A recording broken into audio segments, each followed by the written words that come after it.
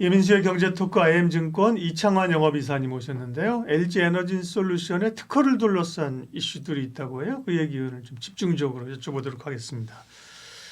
LG에너지솔루션이 12월에 정기 임원 인사를 했는데 여기서 뭔가 좀 독특한 점이 있다. 이걸 가지고 오셨거든요. 그걸 설명해 주시겠어요? 네. 예, 그 12월 초에 그 LG 엔솔이 그 정기 임원 인사를 했는데 네. 그 핵심이 결국에는 그 특허 침해 전쟁 선언이라고 봐야 될 것 같고요. 그런 쪽으로 아시는 분들이 강화가 됐나 보죠. 네, 그래서 예. 이제 우리 정기 인사 임원이 이게 근본적 경제 우위 확보 및 그 미래 그 준비 강화라는 이제 주제로 하게 됐는데 네. 올해 이제 지난해 같이 부사장 한 명이 승진됐고 1년 전에는 그 자동차 전지 쪽 개발 센터장이 부사장을 승진했는데 이번에 승진 명단을 보니까 법무실장이 올라왔습니다. 네. 전무가 2명 중에 1명이 그 특허 센터장이에요. 그러니까 좀 특이한 거고요. 보통 이제 이런 식으로 승진이 잘 안 되는데 그렇죠. 그래서 네. 이제 그동안 어떤 외형적인 성장에 집중했다고 하면은 지금은 그 이번 인사를 보면은 이제 한마디로 특허 침해 전쟁 선언을 했다라고 볼 수 있겠고 그동안 이제 쌓았던 기술적인 보호에 좀 전력 투기하겠다는 의지라고 볼 수 있겠다 그런 이제 기사가 있었고요.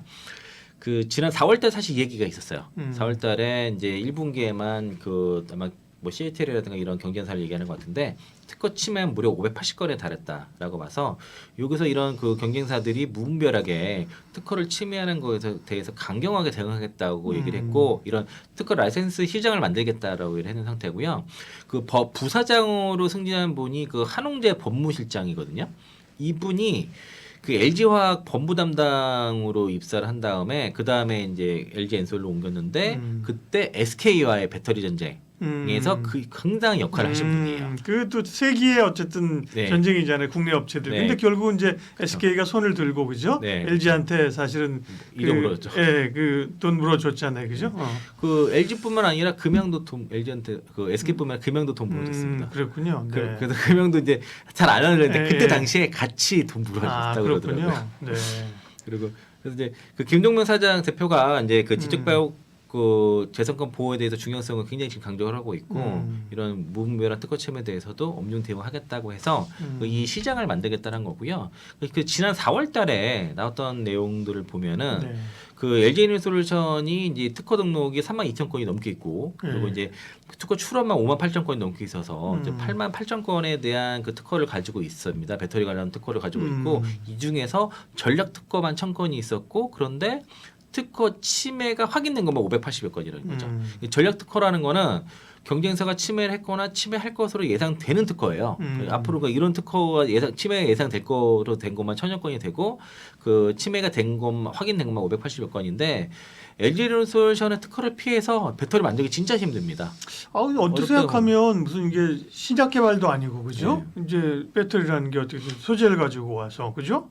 뭐 방식을 우리가 이제 각형도 얘기했습니다만 파우치형, 각형, 원통 물론 특허가 없다는 건 아닌데 그렇게까지 이게 특허가 사실은 많을까? 이런 궁금증이 있거든요. 화학 산업이라서 예. 굉장히 그 많고요. 예. 그리고 이제 1세대에서는 물론 안전 강화 분리막 쪽 네. 특허가 또 많이 있고 미드니켈 쪽 그 네. 입자 그리고 이제 양극재, 전극조리 이런 것들. 특히 전해액 쪽에서는 배터리 기업들이 거의 다 특허를 가지고 있어요. 그러다 보니까 전해액 기업들과 배터리 기업들 봤을 때는 거의 배터리 기업들이 갑이라고 보시면 되겠고 또 이제 하이니켈 양극재, 실리콘 극재 이런 것들 그리고 이제 그 CNT 도전제 이런 것도 다 특허가 들어가는 거고 이제 사료 시리즈들 건식 전극, 뭐 차세 전지 이런 것들, 전고체 배터리 이런 것도 다 특허 들어가는 곳이고요. 그래서 이제 LG에너지솔루션이 앞으로 계속 하겠다고 하는 거는 글로벌 특허 풀을 통해서 주요 특허에 대한 단계적 라이센스를 부여를 하고 여기에 대해서 그 시장에 대해서 정당 대가로 수치를 하겠다.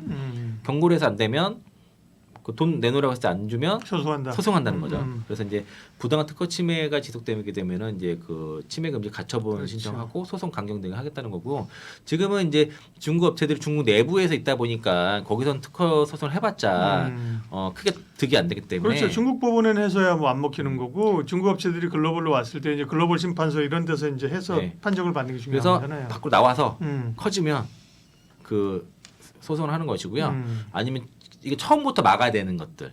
최근에 얼마 전에 이제 그 롱바일의 그 자회사 그 재세능원과 그 LG화학이 이제 특허 침해로 이제 소송한 것들 이런 것들이 그런 비슷한 이슈라고 보시면 되겠고 네.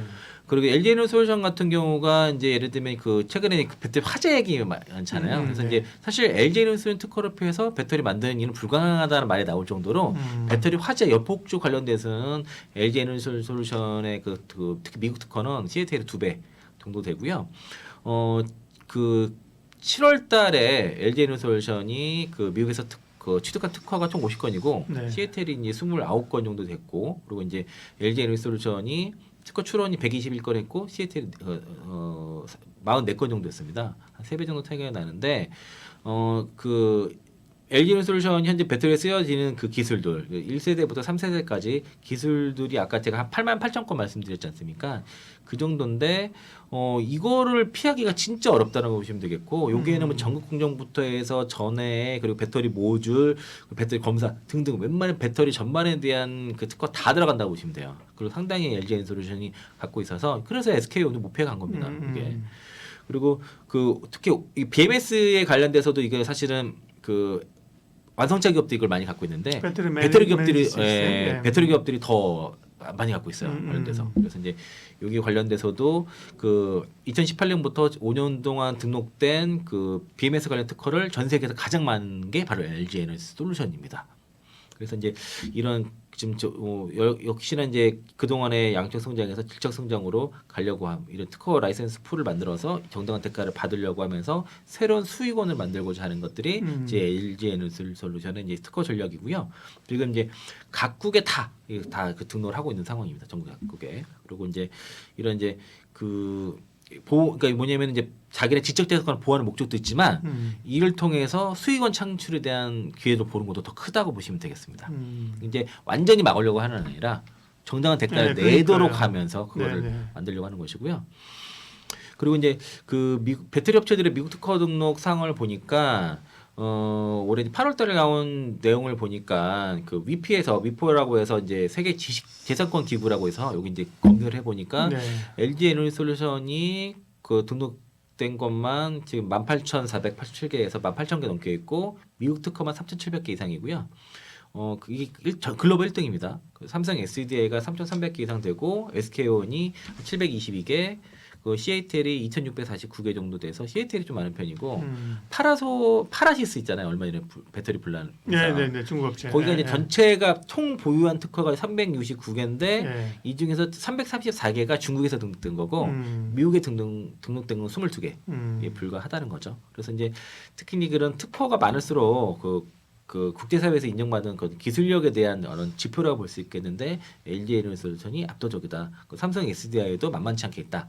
라고 좀 볼 수 있겠고요. 특히 이제 그 BMS 관련 특허 아까 LG에너솔루션 가장 많다 그러지 않습니까? 전 세계 1위인데 파라시스는 중국에서 받은 2건밖에 없어요. 그 파라시스 배터리에 대해서는 좀 안정성에 대해서는 좀 우리가 의심해 볼 필요가 있을 것 같고 LG에너솔루션 같은 경우가 BMS 관련 특허가 294개. 미국에서 57개 정도 있고 삼성 SDI가 이제 전체로서는 이제 그 BMS 관련 특허는 602개 정도 있습니다. 그 이제 미국이랑 이제 유럽 쪽에 등록된 거는 전체로는 엔솔이 많지만은 그 유럽과 이제 미국 등록된 BMS는 삼성 SDI가 많고 CATL도 122개 정도 되는 거죠. 그러니까 이제 CATL도 무시할 수 있는 건 아니라는 거죠. 무시할 수 있는 회사는 아니고 기술력은 충분히 있는데 그렇게 많이 하시대요. 네. 다만 이제 CATL이 주로 하는 거는 사실 3원계인데 3원계 쪽 그 CATL 만든 3원계 배터리 성능이 LFP보다 못하다는 얘기가 좀 있어요. 그러니까 CATL이 만든 아직 노하우가 뭐 안 쌓여. CATL의 LFP 배터리가 자기가 만든 3원계보다 오히려 LFP 더 성능도 좋다라고 그렇게도 볼 수 있어서 그래서 CATL의 3원계 배터리가 들어간 전기차들이 뭐 제가 마칸 EV 예전에 한번 말씀드렸지 않습니까? 마칸 그 CATL의 그 NCM 811에 들어갔는데 제가 그때 당시에 평가를 마칸 EV는 포르쉐의 몰락을 상징한다고 말씀을 드릴 정도로 강하게 말씀을 드렸었는데 실제 마칸 EV 진짜 안 팔립니다. 아마 그렇다고 볼 수 있겠고요. 여기가 그리고 이제 대표적으로 이제 LG에너지뿐만 아니라 LG화학 아까 잠깐 네. 말씀드렸는데 LG화학이 중국 양극재 기업 롱바이의 그 한국 자회사인 재생능원에다가 양극재 특허 침해 소송을 진행 중인데 얼마 전에 그 산자부 쪽의 그 무역위원회에서의 그 조사가 올해 연초에 들어갔었는데 여기에 대해서는 일단 양측에 조사 이제 중지해달라고 해가지고 이제 보류 판정이 났는데요. 이걸 뭐 무승부라고 얘기하지만 LG화학 입장에서는 여기서 판정을 하는 것보다 소송이 더 빠를 거라고 좀 보고 있고 그래서 이제 해당 그 재생능원 공장에 대해서 그 증거 보전 신청을 해가지고 그 다 샘플 채차 확보를 해서 다 분석을 다 한 상태예요. 그래서 이제 만약에 이제 이게 그 특허 침해를 했다 그러면은 또 판매 금지뿐만 아니라 여기에 대해서도 이제 그 보상 그 소송을 할 수 있는데 문제는 그 롱바이가 전 세계 그 중국 내에서 양극재 1위 업체거든요. 삼원계 쪽에서도 이제 에코프로 비행과 버금가게 지금 출하하고 있는데 만약 이게 LG화학이 이게 되면은 이거 상당히 게임 체인저 얘기가 될 수 있습니다. 이제 그 중국의 삼원계 진출을 거의 막을 수 있는 이슈입니다. 이건 되게 큰 이슈라서 이게 만약에 그 이기게 됐을 경우에는 LG화학뿐만 아니라 국내 이제 양극재 기업들 또 배터리 기업들의 굉장한 그 업사이드가 나올 수 있는 그런 잠재력이 있는 소송이라서 굉장히 중요한 이슈예요. 그래서 특히 배터리 전쟁에 있어서는 한중 간에 굉장히 치열한 싸움이 있는데 이런 특허 소송으로 그러니까 단지 기술뿐만 아니라 이런 특허 소송을 통해서 중국을 잡게 됐을 때에는 그런 파장이 굉장히 크다라고 좀 볼 수 있겠고요. 그리고 이제 화학 쪽도 기술이 많아요, 그죠? 기술이나 네, 양극재 쪽은 그러니까요. 에코프로비엠이랑 LG화학이 쌍벽이에요. 네, 맞아요. 예, 그리고 LG화학을 통해서 뭐 LNF라든가 코스모 흰소재가 기술을 받은 것들이 많이 있습니다. 그에 비하면 이제 LG화학은 사실 뭐 화학 쪽도 있지만 사실 좀 늘 저평가되어 있는 또 기업이기도 해요. 예. 그래서 이제 요런 그 재생능원에 대한 요거에 대해서 소송 잘 마무리된다 했을 네. 때는 이거는 좀 우리가 좀 기대해 볼 만한 이슈 될 것 같고요. 좀 잘 되지 않을까 네. 기대해 보고 있고. 그래서 이제 아까 제가 특허 얘기를 한 이유가 보면 이게 새로운 수입원이 될 수 있다라는 말씀을 드린 게 LG전자의 사례 때문에 제가 네. 말씀드려요. 최근에 이제 그 LG전자가 애플로 받던 특허 라이센스료가 8,900억 정도 받았다고 그러거든요. 그러니까 이게 아마 LG 에너지 그 애플한테 받은 거는 한 8,800억이고 다른 업체 한 곳에서 8,000억 받았고 다른 업체에다가 한 900억 정도 받아서 합쳐서 8,900억인데 이게 이제 그 2022년도에 받은 거거든요. 물론 일회성입니다. 근데 여기에 대해서 성과급을 직원들한테 뭐 수백억 정도 줬다고 뭐 그러는데요. 이게 대부분 통신 표준 특허로 받은 겁니다. 그 스마트폰 만들 때 반드시 필요한 그런 이제 특허를 가지고서 LG전자가 스마트폰도 만들지 않아도 특허를 어마어마하게 이렇게 받았다는 것이고요. 이렇게 되면 이게 이런 사례가 LG그룹이 이런 특허를 통해서 수익원을 착취하는 데에서는 이제 그룹사 사례가 있기 때문에 여기서 신경을 좀 많이 쓰는 것 같고, 그러니까 단순하게 기술력을 보호하기 위한 수단으로만 보는 게 아니라 새로운 수익원으로 본다는 거죠. 그래요. 네.